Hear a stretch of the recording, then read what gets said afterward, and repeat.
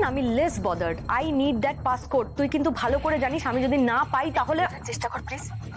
আচ্ছা ঠিক আছে, তুই খেয়ার কথা না ভাব, নিজের ভালোর কথাটা তো অ্যাটলিস্ট একবার ভাব দিদি প্লিজ। তোকে বলেছিলাম না স্পেশাল অফিসার আসার কথাটা, উনি কালকে আসছেন ইনভেস্টিগেট করতে। উনি বলে দিয়েছেন জ্যোতি সেনের বাবা, দিদি, মহারাজ যতজন আছে ফ্যামিলি মেম্বার সবাইকে ডেকে পাঠাতে হবে, বুঝতে পেরেছিস? আমাকে বলে দিয়েছে যেন আমি খুব তাড়াতাড়ি বলে দিই।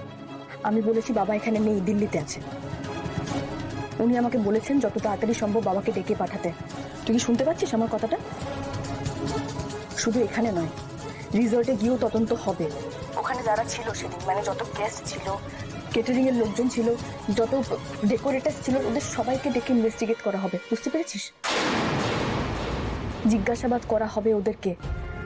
দিদি, আমি জানি না তোকে আমি বোঝাতে পারছি কিনা, কিন্তু এখানকার অবস্থা একদম ভালো নয়।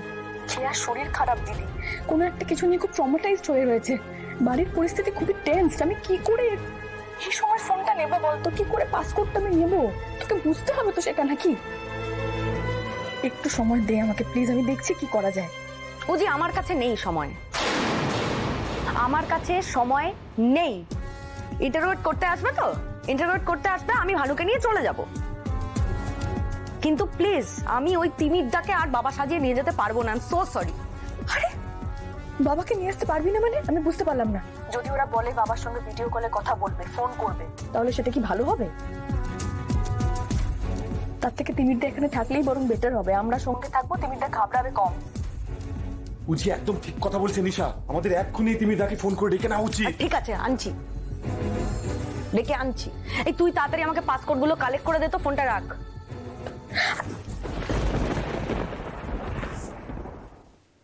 নে কর, তিমিরদাকে ফোনটা কর, আবার ডাক। টাকা পয়সা দিয়ে ভাগিয়ে দিলাম, আবার মালটা এসে গাড্ডায় পড়বে।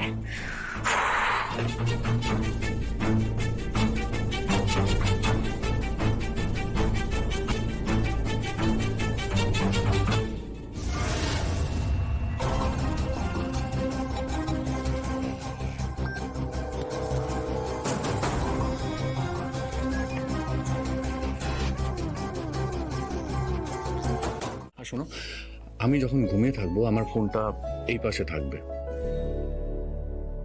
তোমার যদি আমার ফোন চেক করার থাকে তাহলে তুমি আস্তে আস্তে করে উঠবে, আস্তে আস্তে করে ফোনটা নেবে, তোমার যা চেক করার, যা দেখার তুমি দেখবে। আর শোনো, আমার যদি এর মধ্যে ঘুম ভেঙেও যায় আমি কিন্তু ঘুমানোর ভান করব, অ্যাক্টিং করবো একটু। আর তারপর তোমার চেক করা হয়ে গেলে তুমি আবার আস্তে আস্তে করে উঠবে, আস্তে আস্তে করে ফোনটাকে রাখবে। ওই যে যা একটু ছোঁয়া পাবো ওতেই আমি খুশি। নো অসভ্যতামি। এই তো, এই তো, এই যে তুমি রাগ করছো, বকা দিচ্ছ, সন্দেহ করছো, এবার একটু বউ বউ ফিলিং হচ্ছে। আমি ভাবছিলাম বউ হয়ে এসেছো অথচ কোনো প্রশ্ন করছো না, ফোন চেক করছো না, সন্দেহ করছো না, এটা কেন? এই যে আজকে যা দেখে নিলাম, এবার তো মনে হচ্ছে এভরিথিং ইজ নর্মাল।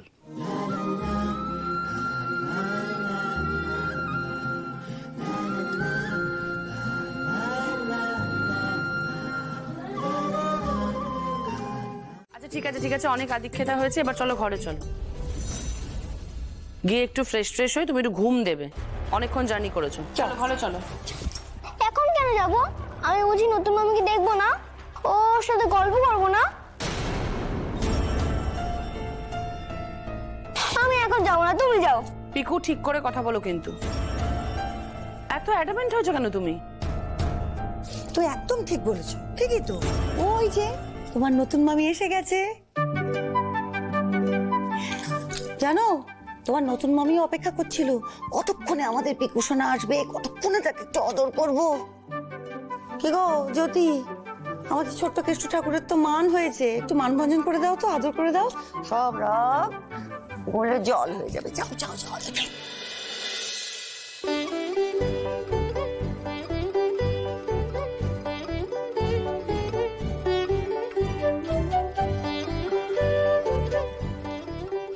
দেখতে চেয়েছিলে আমাকে? হ্যাঁ তো। ওমা, আমিও তো তোমাকে দেখতে চেয়েছিলাম। সে কখন থেকে তোমার জন্য ওয়েট করছি জানো? সত্যি তুমি আমার জন্য অপেক্ষা করছিলে? হ্যাঁ তো। কই, কেউ তো আমার জন্য ওয়েট করে না।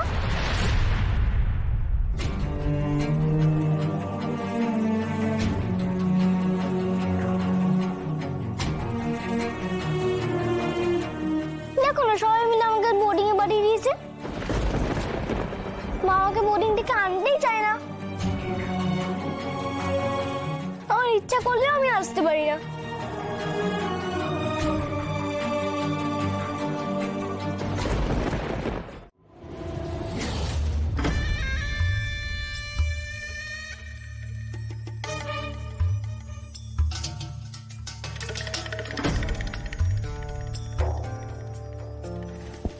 কি আমার তুমি কেন এখানে এসছো? কেন এখানে এসছো? চলে যাও বলছি, চলে যাও। আমি কিন্তু চিৎকার করবো। আরে তুই তো অলরেডি চিৎকার করছিস, আসতে পারি তো, অনেক লোক আছে, একটু শান্ত হ। এগোবে না, এগোবে না আমার দিকে, আমার কথা, এগোবে না, দূরে যাও, দূরে যাও। আরে তুই আমাকে দেখলে সবসময় এরকম কেন করিস? কি করেছি আমি? বল না, কি করেছি বল, কি করেছি?